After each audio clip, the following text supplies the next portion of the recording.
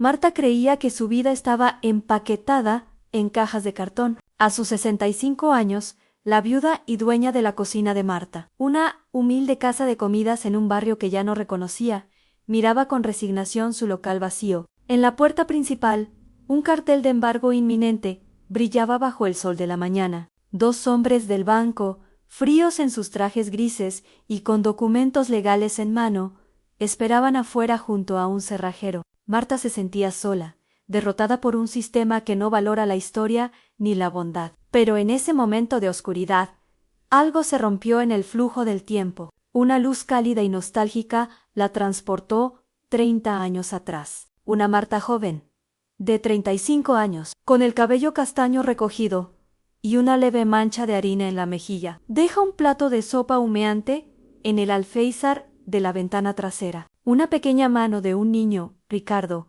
tiritando de frío, se estira desde las sombras para tomarlo. Marta no lo sabía, pero ese plato de sopa, entregado sin pregunta, estaba a punto de convertirse en el precio de su propia salvación. La narración se corta bruscamente cuando un lujoso coche negro blindado frena frente al restaurante, interrumpiendo a los ejecutivos del banco. De él baja un hombre, Ricardo, de 40 años. Un abogado de élite, con un traje azul marino a medida y una mirada severa y decidida. Ricardo entra al local, ignorando a los hombres del banco que se intimidan ante su presencia. Se dirige directamente a Marta, le entrega un documento legal sellado y le dice con una voz firme pero cargada de emoción: «Señora Marta, vengo a pagar la cuenta de 10.000 cenas». Marta lo mira sin entender, y la cámara se enfoca en el rostro de Ricardo, quien mira hacia la ventana trasera con lágrimas contenidas. Lo que descubrió Marta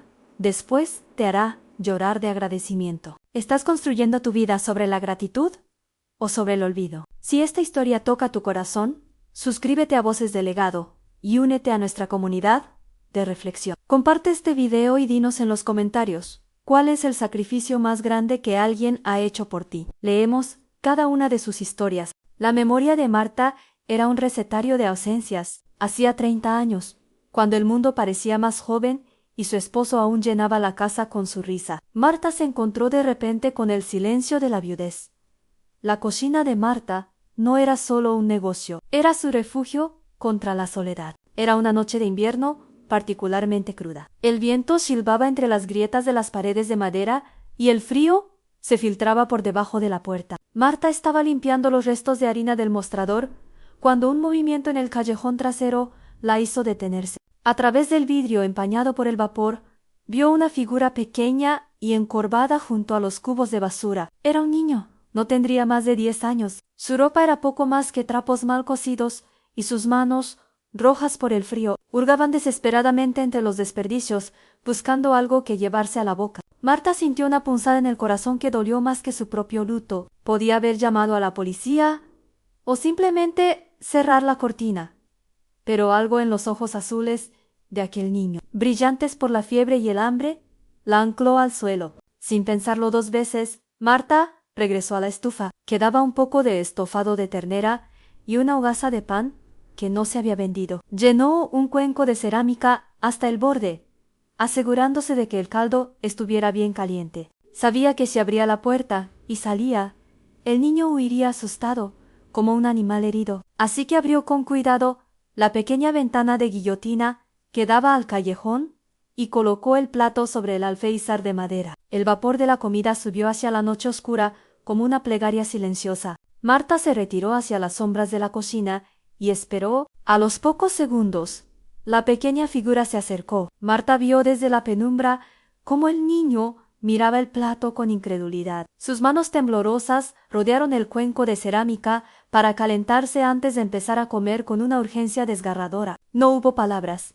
solo el sonido del viento y el tintineo de la cuchara contra el barro. Esa noche, cuando el niño terminó, dejó el plato limpio sobre el alféizar y desapareció en la oscuridad. Marta recogió el cuenco y lo lavó con una sonrisa que no había sentido en meses. Lo que Marta no sabía en ese momento era que acababa de firmar un contrato invisible con el destino. Ese plato extra se convirtió en una cita sagrada. Cada noche, sin falta, el plato aparecía en la ventana. Marta nunca le pidió su nombre, nunca le preguntó de dónde venía. Para ella, Alimentar a ese niño era alimentar su propia esperanza de que el mundo todavía podía ser un lugar bondadoso. Pero, ¿cuánto tiempo puede sostenerse la bondad antes de que la realidad golpee a la puerta? Marta no imaginaba que ese pequeño gesto de caridad, 30 años después, sería la única razón por la que no terminaría sus días en la calle. El niño de las sombras estaba creciendo, y con cada cucharada de sopa, estaba forjando una voluntad de hierro que el mundo pronto conocería.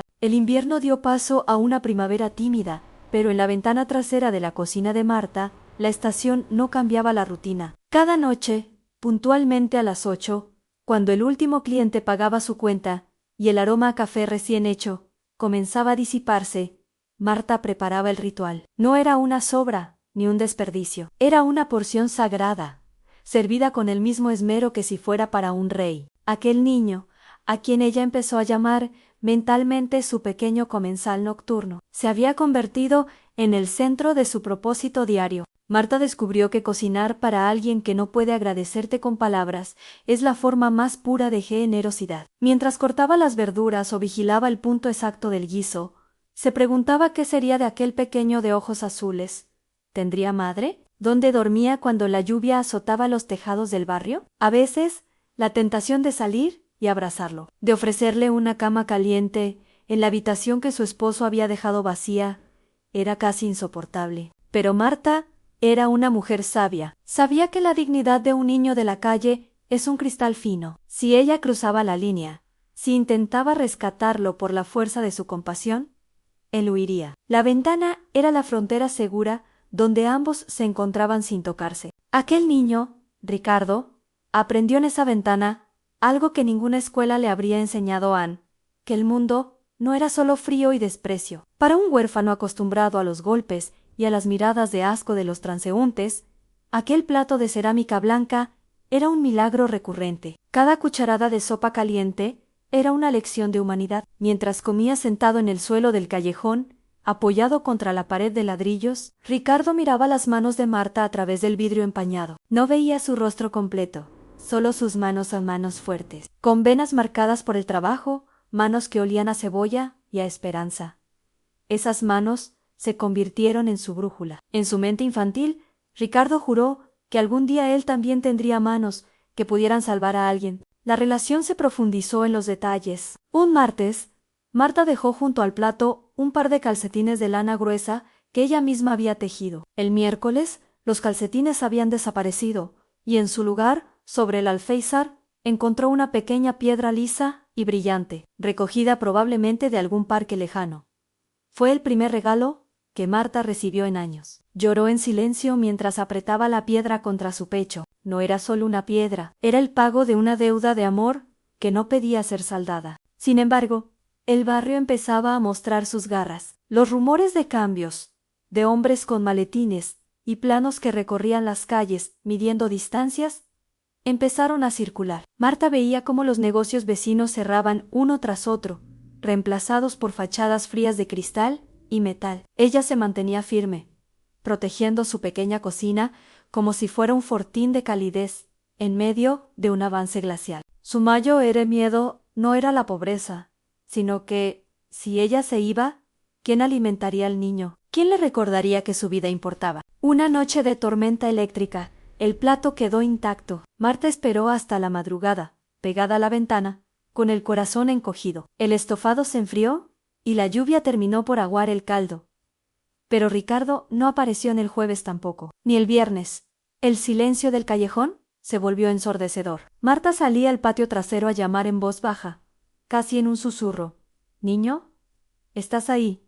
He hecho albóndigas, están ricas». Pero solo el eco de sus propias palabras le devolvía la soledad. Esa desaparición fue el primer gran quiebre en el alma de Marta. Durante meses siguió colocando el plato. Lo hacía con una fe ciega, casi religiosa. «Por si acaso tiene hambre», se decía a sí misma, mientras las lágrimas nublaban su vista. «Por si acaso ha vuelto y tiene miedo de llamar». Pero el plato siempre amanecía lleno de polvo o visitado por algún gato callejero. Marta aceptó, con el dolor de una madre que pierde a un hijo que nunca fue suyo, que el niño se había ido. Lo que ella no podía imaginar es que Ricardo no se había ido por voluntad propia, sino porque la vida lo había empujado hacia un destino donde el hambre sería reemplazada por una ambición feroz, pero donde el sabor de aquella sopa siempre permanecería como una herida abierta en su memoria. 30 años pasarían antes de que el círculo se cerrara, 30 años en los que Marta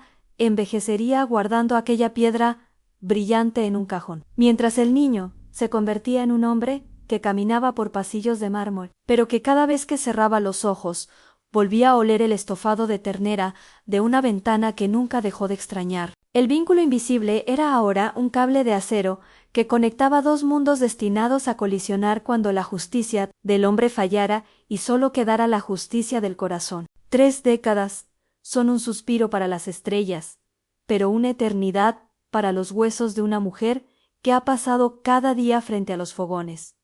Marta tiene ahora 65 años. Sus manos, antes firmes y ágiles, muestran ahora los surcos del tiempo y el relieve de una artritis que saluda cada mañana con un pinchazo de realidad. El cabello castaño que solía recogerse con orgullo ha claudicado ante una nieve plateada que brilla bajo las luces fluorescentes de su cocina. Pero, aunque su cuerpo ha cambiado, su espíritu permanece anclado en aquel rincón de la ciudad que el progreso parece haber olvidado, o, peor aún, que el progreso ha decidido devorar. El barrio ya no es el refugio de familias trabajadoras y niños jugando en las aceras. Las fachadas de ladrillo visto y las mercerías de toda la vida han sido reemplazadas por torres de cristal que rasgan el cielo y cafeterías minimalistas donde el café cuesta lo que antes costaba un almuerzo completo. La cocina de Marta se ha convertido en una anomalía, un pequeño lunar de calidez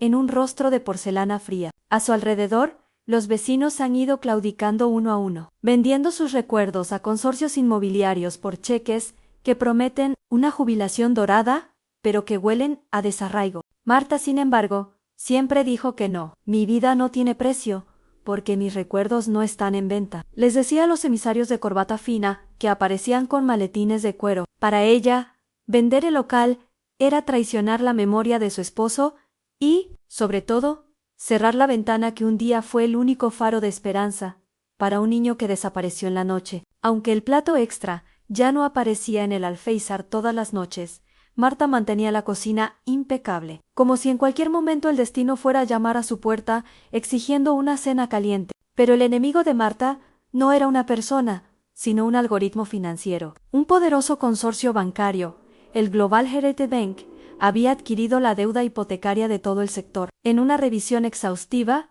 de archivos polvorientos, encontraron una cláusula ajuste técnico de una deuda que su difunto esposo había contraído hace casi 40 años. Era una trampa legal, un tecnicismo diseñado para asfixiar a los pequeños propietarios que se negaban a vender. La suma, con los intereses acumulados y las multas por supuestos impagos administrativos, ascendía a una cifra que Marta no podría reunir ni aunque viviera 3 vidas más. La mañana del lunes, el aire se sintió más pesado de lo normal. 2 hombres jóvenes, de piel pálida y ojos ocultos tras gafas de sol de marca, entraron en el restaurante. No buscaban el especial del día. Sus pasos, resonando sobre el suelo de madera que Marta enceraba con esmero, sonaban como martillazos. Sin mediar palabra, colocaron una carpeta de cuero sobre el mostrador, justo al lado del frasco donde Marta guardaba la piedra lisa que el niño le regaló hace 30 años. «Señora Marta», dijo el más alto,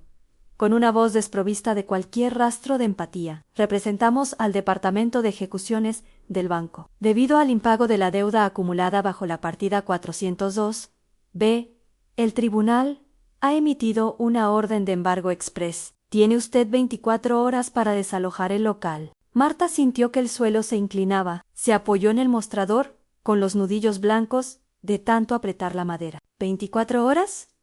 susurró, con la voz quebrada. «He pagado cada impuesto, cada recibo, durante 30 años. Este lugar es mi hogar. No tengo a dónde ir». El segundo hombre, que ni siquiera se había quitado las gafas, consultó su tableta digital con indiferencia. «Los registros dicen lo contrario, señora. La ley es clara. Mañana a las 10 de la mañana, un cerrajero judicial cambiará las cerraduras. Cualquier pertenencia que quede dentro será considerada propiedad del banco y desechada como escombro. Le sugerimos que empiece a empacar de inmediato. Marta los miró, y por un segundo, la ira reemplazó al miedo. Quiso gritarles que ese escombro eran las fotos de su boda, las recetas manuscritas de su abuela y el alma de un barrio que ellos estaban asesinando, pero se dio cuenta de que hablar con ellos era como hablar con las paredes de cristal de sus oficinas. No había corazón al cual apelar. Cuando los hombres salieron, el silencio que quedó en la cocina fue el más amargo que Marta había sentido jamás. Se sentó en un taburete y miró su cocina. Las ollas de cobre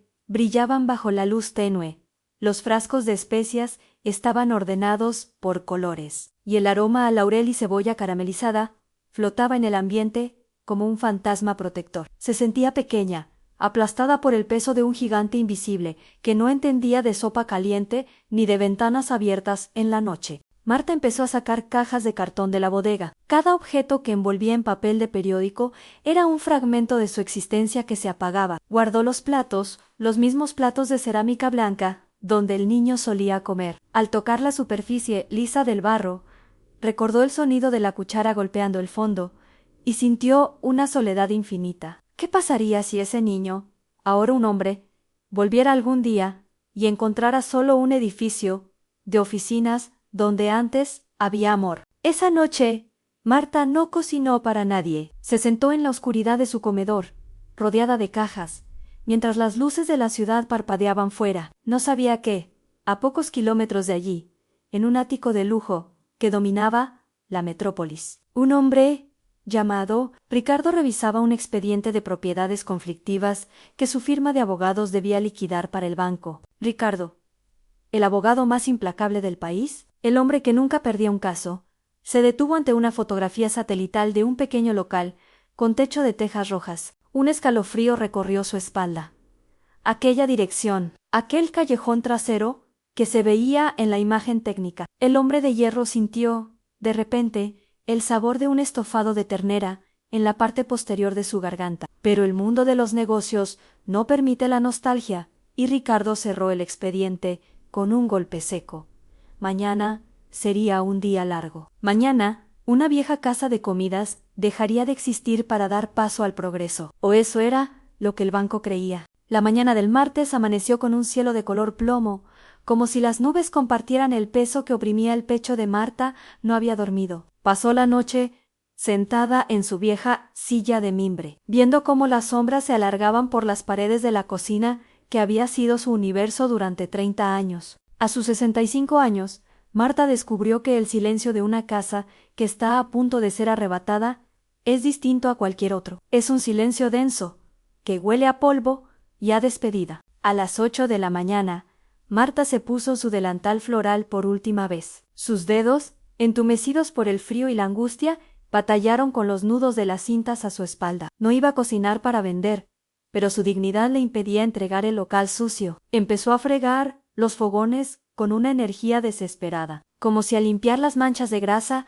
pudiera borrar también la orden de embargo que descansaba sobre el mostrador. Cada rincón de esa cocina le contaba una historia. Aquí, su esposo quemó su primer estofado. Allá, en esa esquina, ella lloró su pérdida. Y en aquel alféizar de la ventana trasera, un niño desconocido encontró la fuerza para sobrevivir un día más. A las 9:30, el sonido de un motor diésel rompió la paz del callejón. Un camión de mudanzas blanco y un coche patrulla se estacionaron frente a la fachada de la cocina de Marta. Poco después, los dos ejecutivos del banco, los mismos hombres de mirada gélida y trajes impecables, bajaron de un sedán negro. Caminaban con la suficiencia de quienes saben que tienen la ley de su parte, ignorando las miradas de reproche de los pocos vecinos que se habían acercado a presenciar el final de una era. «Señora Marta», dijo el ejecutivo principal, entrando al local sin llamar, con un cerrajero pisándole los talones, el plazo ha expirado. Procederemos al cambio de cerraduras y al inventario de los bienes restantes para cubrir las costas judiciales. Por favor, tome sus objetos personales y abandone el recinto de inmediato. Marta se giró, con un trapo húmedo en la mano, y el rostro surcado por las lágrimas que ya no podía contener. Su figura menuda, con el cabello plateado escapándose del moño, contrastaba dolorosamente con la robustez de los hombres que venían a destruirla. «Por favor», suplicó Marta, con la voz rota, «solo deme una semana. He vivido aquí toda mi vida. No tengo familiares, no tengo a dónde llevar mis cosas. Este lugar es lo único que me queda de mi esposo, de mi vida. El ejecutivo ni siquiera levantó la vista de su tableta. Sus problemas personales no son competencia del banco, señora. Ha tenido 30 años para sanear sus cuentas. La orden es irrevocable. Oficial, dijo dirigiéndose al policía. Por favor, escolte a la señora fuera si se niega a cooperar. Marta sintió que el mundo se desmoronaba. Empezó a meter sus fotos y el pequeño frasco con la piedra lisa en una bolsa de tela. Sus manos temblaban tanto que la piedra cayó al suelo, rodando hasta los pies del ejecutivo. El hombre la miró con asco y la pateó a un lado como si fuera basura. Ese pequeño gesto de crueldad fue el golpe final. Marta se hundió en un taburete, cubriéndose la cara con las manos, mientras el sonido metálico del cerrajero, trabajando en la puerta principal, resonaba como disparos en el aire. Es solo un edificio viejo, señora. El progreso requiere espacio, comentó el segundo ejecutivo, mirando con desprecio las ollas de cobre que Marta tanto amaba. En 6 meses, aquí habrá un vestíbulo de mármol y oficinas de alta tecnología. Nadie recordará sus sopas. Pero justo cuando el cerrajero estaba a punto de retirar el cilindro de la puerta,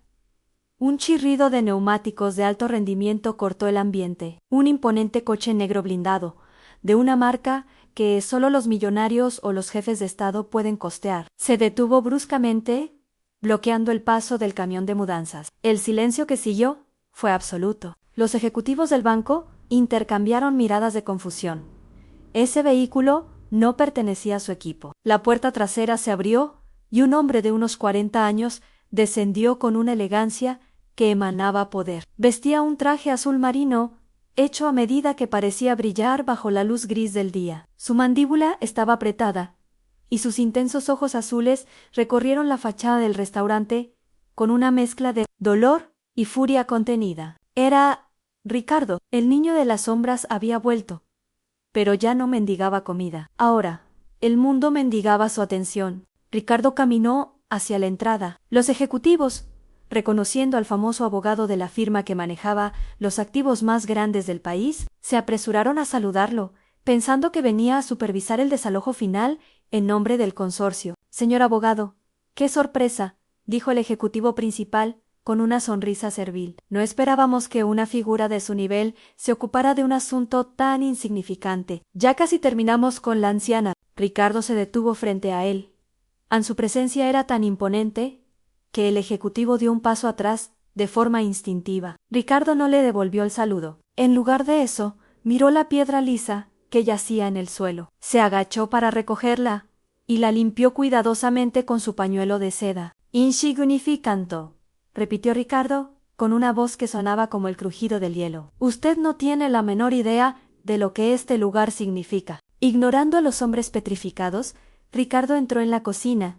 Marta, con los ojos rojos de llorar, levantó la vista. No reconoció al hombre de éxito, pero algo en su mirada, en esa profundidad azul que la observaba con una ternura infinita, la obligó a levantarse. Señora Marta, dijo Ricardo, y por primera vez en años, su voz de acero se quebró. Guarde esas cajas. Nadie va a tocar ni una sola de sus ollas. Marta lo miró confundida, apretando su bolsa de tela contra el pecho. ¿Quién era ese extraño que hablaba de milagros en medio de un naufragio? Ricardo se acercó a la ventana trasera, la misma ventana por la que una vez entró la esperanza en forma de estofado, y suspiró profundamente. El punto de quiebre había llegado, pero no para Marta, sino para el gigante que intentó devorarla. La verdadera batalla por la cocina de Marta acababa de comenzar, y el abogado que nunca perdía un caso no estaba allí para negociar, sino para cobrar una deuda de gratitud que no figuraba en ningún libro contable. El silencio que se apoderó de la cocina de Marta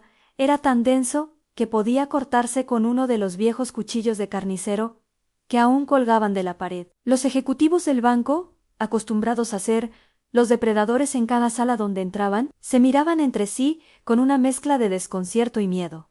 Reconocían a Ricardo. Era el tiburón legal que las corporaciones contrataban cuando querían ganar guerras imposibles. Verlo allí, sosteniendo una piedra sucia y mirando con ternura a una mujer desahuciada, no encajaba en ninguno de sus esquemas financieros. Señor abogado, aventuró el ejecutivo principal, aclarando su garganta para recuperar algo de autoridad, supongo que hay un malentendido. Este inmueble es una adjudicación directa por impago. Los documentos son claros y están ratificados por el juez. La señora debe abandonar el local ahora mismo para que procedamos con la demolición programada. Ricardo se giró lentamente. Su mirada azul, antes cargada de nostalgia, se volvió de hielo. No gritó. Su voz, baja y controlada, era mucho más peligrosa que cualquier grito. Usted habla de documentos, yo hablo de justicia, dijo Ricardo, sacando una carpeta de piel negra de su maletín. Aquí tengo una orden de suspensión inmediata emitida por el Tribunal Superior hace exactamente 20 minutos. He presentado una demanda por fraude procesal contra el Global Heritage Bank. Hemos auditado la cláusula de reajuste técnico que usaron para asfixiar a la señora Marta y hemos encontrado que es ilegal, abusiva y, sobre todo, nula de pleno derecho. Los ejecutivos palidecieron. Pero eso llevará meses de litigio, balbuceó el segundo hombre. El banco no se detendrá por una demanda. El banco ya se detuvo, sentenció Ricardo con una sonrisa gélida, porque mientras ustedes venían aquí a acosar a una mujer sola, mi firma ha comprado la totalidad de la cartera de deuda de este sector. Momento.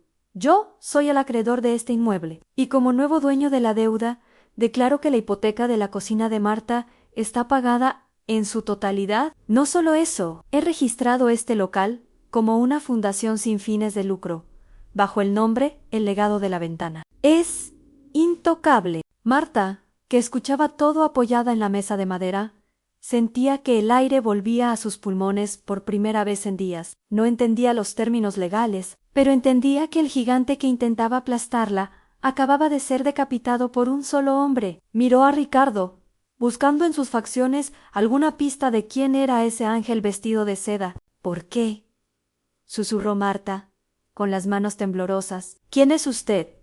¿Por qué gastar una fortuna en salvar este viejo lugar? Ricardo hizo una señal a los hombres del banco para que se marcharan. El oficial de policía, reconociendo que la batalla legal había terminado, les indicó la salida. El cerrajero, confundido, recogió sus herramientas y se fue, dejando la puerta abierta, pero la esperanza intacta. Cuando el local quedó finalmente en silencio, Ricardo se acercó a Marta. ¿No me reconoce, señora Marta?, preguntó Ricardo con una voz suave, dejando la piedra lisa sobre el mostrador. Sé que han pasado 30 años, sé que el tiempo nos cambia la cara y nos endurece el corazón, pero hay sabores que uno nunca olvida. Caminó hacia la ventana trasera, la abrió con el mismo chirrido de madera que Marta recordaba de las noches de invierno y señaló el alféizar. Hace 3 décadas, un niño huérfano que no tenía nombre ni futuro se sentaba en este callejón. Estaba seguro de que el mundo era un lugar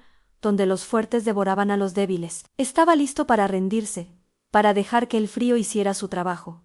Pero entonces una ventana se abrió, y en lugar de un grito o un insulto, apareció un plato de estofado de ternera. Marta abrió los ojos de par en par. Sus manos subieron a su boca en un gesto de asombro absoluto. La nieve de su memoria empezó a derretirse. «Ricardo», preguntó ella, apenas en un hilo de voz. «Usted nunca me preguntó mi nombre, pero yo siempre supe el suyo», continuó él, con los ojos empañados. «Aquel plato extra que usted cocinaba cada noche no era solo comida. Marta era la prueba de que yo existía para alguien. Era la fuerza que necesitaba para estudiar en las bibliotecas públicas por el día y dormir en los portales por la noche. Cada vez que quería rendirme, recordaba el calor de su sopa y me decía a mí mismo en sí, ella cree que merezco cenar. Yo debo creer que merezco vivir». Marta se acercó a él, tocando la tela fina de su traje con sus manos manchadas de harina, y fregar en Ricardo no se apartó. Al contrario, tomó las manos de la anciana entre las suyas. «Usted no le daba de comer a un mendigo, Marta, usted estaba alimentando al hombre que hoy vendría a salvarla. He pasado 10 años acumulando el poder necesario para que nadie volviera a quitarme nada, y otros 10, buscando el momento para devolverle lo que me dio». Sacó un cheque de su bolsillo y lo puso sobre la mesa. La cifra tenía tantos ceros que Marta no podía procesarla. «Esto no es un regalo, es el pago acumulado de 10.000 cenas, con los intereses de la gratitud que han crecido en mi pecho durante 30 años. Use este dinero para contratar al mejor personal, para remodelar lo que necesite. Pero por favor, Ricardo miró la ventana. Nunca deje de cocinar ese plato extra, porque allá afuera siempre habrá un niño esperando que alguien abra una ventana. Marta lloró, pero esta vez sus lágrimas no eran de sal y amargura, sino de esa lluvia que hace que la tierra florezca de nuevo. El círculo se había cerrado. El niño que sobrevivió gracias a la caridad silenciosa de una mujer se había convertido en el escudo que la protegía de la tormenta. Marta comprendió entonces que la generosidad nunca es un gasto perdido. Es una semilla que, aunque tarde décadas en brotar, siempre da el fruto más dulce cuando el invierno de la vida se vuelve más crudo. La noticia de la victoria de la viuda corrió por el barrio como un reguero de pólvora bajo el sol de la tarde. En un mundo donde los pequeños siempre parecen destinados a ser aplastados por los engranajes de las grandes corporaciones, la historia de la cocina de Marta se convirtió en un símbolo de resistencia. Pero para Marta, la verdadera transformación no ocurrió en los titulares de los periódicos locales, sino en el aire mismo de su cocina, que de repente se sintió más ligero, como si las paredes hubieran soltado un suspiro contenido durante 3 décadas. Con el respaldo financiero y legal de Ricardo, el restaurante no solo evitó la demolición,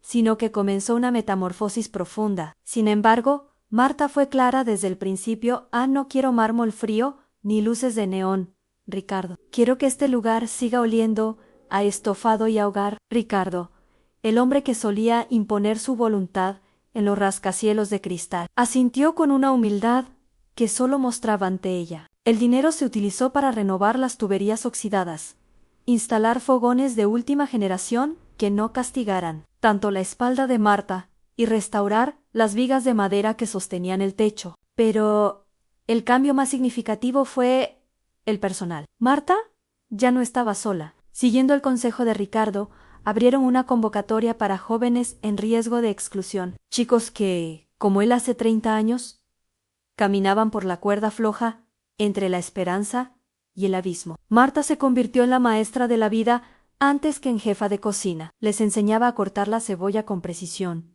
sí, pero también les enseñaba que cada plato servido era un acto de respeto hacia otro ser humano. La comida es el lenguaje más antiguo de la paz, les decía, mientras supervisaba las ollas humeantes con sus ojos grises llenos de una nueva chispa. Ricardo, por su parte, empezó a frecuentar el local. Al principio, llegaba en su coche blindado, con su traje de 3 piezas y su maletín, sentándose en la mesa del rincón para trabajar mientras comía. Pero, con el paso de las semanas, el abogado implacable empezó a suavizarse. Los vecinos se acostumbraron a ver al tiburón de las leyes quitándose la chaqueta, remangándose la camisa de seda y ayudando a Marta a anotar los pedidos cuando el restaurante se llenaba. Era una redención silenciosa. Ricardo estaba recuperando la infancia que le habían robado, no como un niño hambriento, sino como un hombre que finalmente entendía que el verdadero poder no es el que acumula riquezas, sino el que tiene la capacidad de proteger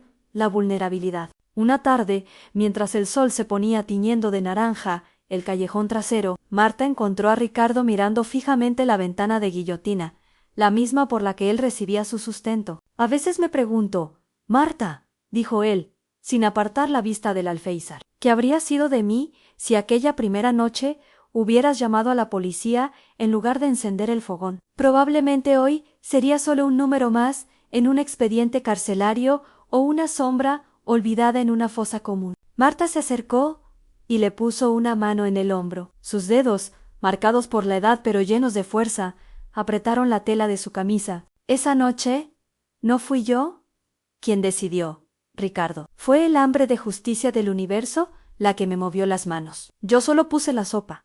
Tú pusiste las ganas de llegar a ser el hombre que eres hoy. La caridad no crea el destino, solo le abre la puerta para que pase. El restaurante fue rebautizado oficialmente como el legado de la ventana. Fundación Marta y Ricardo. Ya no era solo una casa de comidas. Se había convertido en un centro comunitario. Por el día, servían almuerzos a precios populares para los trabajadores del barrio. Por la noche, se activaba el programa del plato extra. Cualquier persona que tuviera hambre podía acercarse a la ventana trasera y, sin preguntas, sin juicios y sin cámaras, recibiría una cena caliente y nutritiva. La paradoja era hermosa. El banco que intentó destruir el local para construir oficinas, ahora veía cómo sus propios empleados bajaban de las torres de cristal para comer en la mesa de Marta, buscando un poco de la autenticidad que sus vidas corporativas les negaban. El local de Marta se convirtió en el corazón que bombeaba sangre y humanidad a un barrio que estaba a punto de morir por la frialdad de la gentrificación. Sin embargo, a pesar del éxito y la seguridad, Marta sabía que su tiempo como capitana de ese barco estaba llegando a su ocaso natural. A sus 65 años, sentía que su misión principal estaba cumplida. Había salvado su hogar, había recuperado a su hijo perdido y había sembrado una semilla de bondad que ya estaba dando sombra a otros, pero aún quedaba una última lección que enseñar a Ricardo, una que el dinero no podía comprar y que los contratos no podían sellar. El legado no es lo que dejas cuando mueres, sino lo que logras que viva en los demás mientras aún respiras. El tiempo, que antes parecía un enemigo que venía a arrebatarle todo a Marta, se había convertido ahora en un aliado sereno. Había pasado un año desde que el coche negro de Ricardo frenó el embargo, y el legado de la ventana florecía no como un negocio, sino como un santuario. Marta ya no pasaba 12 horas frente al fuego. Ahora, su labor era más sutil, pero más profunda. Se sentaba en una silla de madera cerca de la entrada, con su delantal impecable y sus manos descansando sobre el regazo, observando cómo los jóvenes que ella había rescatado de la calle movían las ollas con la misma pasión que ella tuvo una vez. Una tarde de otoño, cuando las hojas secas bailaban en el callejón trasero, Ricardo llegó al local. No traía su maletín de cuero, ni su teléfono sonando sin cesar. Vestía un jersey sencillo y unos vaqueros, despojado de la armadura de abogado que el mundo le obligaba a usar. Se sentó frente a Marta y por un largo rato simplemente se miraron en silencio, disfrutando del aroma a canela y clavo que flotaba en el aire. «Marta», dijo Ricardo, rompiendo el silencio con una voz suave, «la firma me ha propuesto abrir una sucursal en otra ciudad. Es un ascenso importante, el tipo de oportunidad por la que he trabajado toda mi vida. Pero cada vez que pienso en marcharme, siento que algo me tira de la camisa aquí, en esta cocina». Marta sonrió, una sonrisa que iluminó sus ojos grises y profundizó las arrugas que contaban la historia de su bondad. Tomó la mano de Ricardo,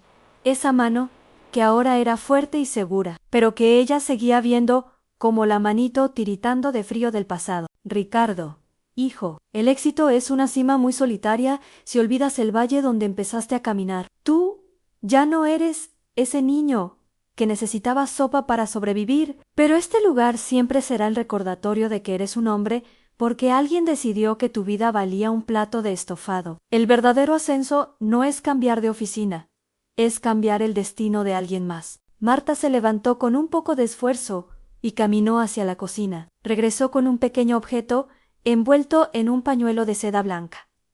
Lo puso en las manos de Ricardo. Al abrirlo, él vio la piedra lisa y brillante que le había regalado hace 30 años. «Te devuelvo tu tesoro», susurró Marta. «Durante 3 décadas, esta piedra fue mi ancla. Me recordaba que mi trabajo servía para algo, que había alguien ahí fuera que agradecía mi esfuerzo. Ahora te toca a ti tenerla.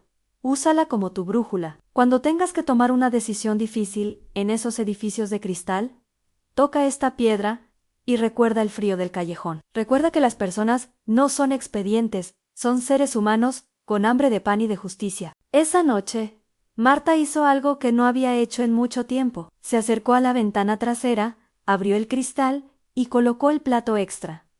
Ricardo se puso a su lado. Juntos, observaron cómo un niño pequeño, de no más de 8 años, con los ojos grandes y el rostro sucio, se acercaba con cautela desde las sombras. El niño miró el plato, miró a Marta y luego a Ricardo. Por primera vez en la historia de esa ventana, Ricardo no se escondió. Le sonrió al niño y le hizo un pequeño gesto con la cabeza, una señal de respeto entre iguales. «Come tranquilo, pequeño», dijo Ricardo en voz alta. «Algún día tú también abrirás una ventana para alguien más». Marta sintió que su corazón, cansado por los años pero rebosante de paz, finalmente encontraba el descanso absoluto. Su misión no era solo alimentar cuerpos, sino sembrar la idea de que la enosidad es una cadena que no debe romperse. Al ver a Ricardo allí, protegiendo al niño como ella lo protegió a él, supo que la cocina de Marta nunca moriría, aunque ella ya no estuviera para encender el fuego. El sol se ocultó tras los rascacielos,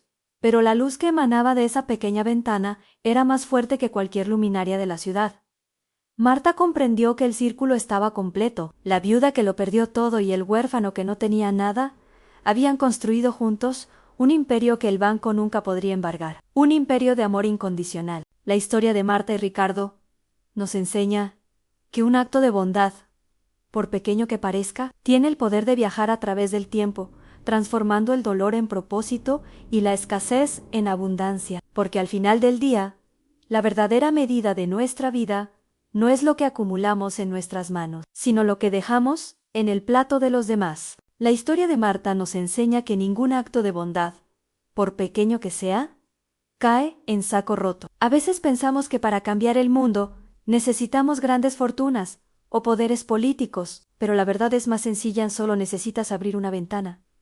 Marta no alimentó a un mendigo, alimentó al hombre que 30 años después salvaría su vida.